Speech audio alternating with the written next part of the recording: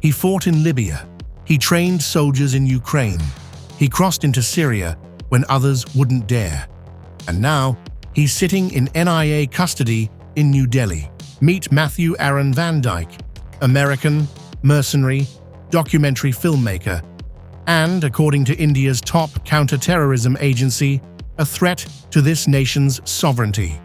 On March 13, 2026, in a coordinated sweep across 3 Indian airports, Kolkata, Lucknow, and Delhi, India's National Investigation Agency arrested 7 foreign nationals in a single day.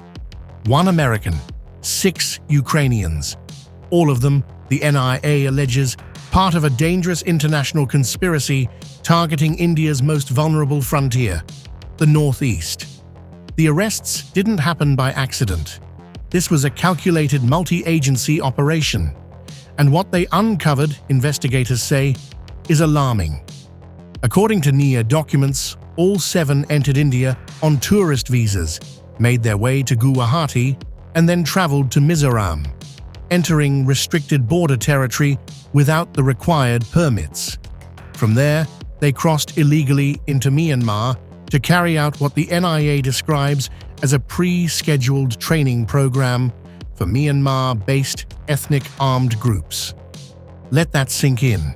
Tourist visas, restricted border zones, illegal crossings, pre-scheduled militant training. During questioning, the accused reportedly admitted to conducting multiple training sessions for ethnic armed groups, including drone warfare, drone assembly, and jamming technology. Investigators also allege they facilitated the illegal import of drone consignments from Europe into Myanmar, routed through India. Drones from Europe through India to militants on India's border. But who is the man at the center of all this? Matthew VanDyke first came to global attention during the 2011 Libyan civil war, where he joined rebel forces fighting against Muammar Gaddafi's regime as a foreign fighter. He was captured, imprisoned, and held for 6 months, only to be released when Tripoli fell to the rebels. That experience didn't slow him down. It defined him. He went on to fight against ISIS in Iraq, assist armed uprisings in Syria, and from 2022 onwards, joined Ukrainian forces against Russia's invasion, conducting training programs for Ukrainian civilians and military personnel, and introducing counter-drone innovations for use on the battlefield. He is also the founder of Sons of Liberty International, a private security organization that trains anti-authoritarian rebel forces across conflict zones. A soldier for hire, an ideological mercenary, a man who, by his own admission, has spent over a decade in the world's deadliest hotspots, and believes that as long as he's fighting on the right side, the rules don't apply. So what was he doing in India?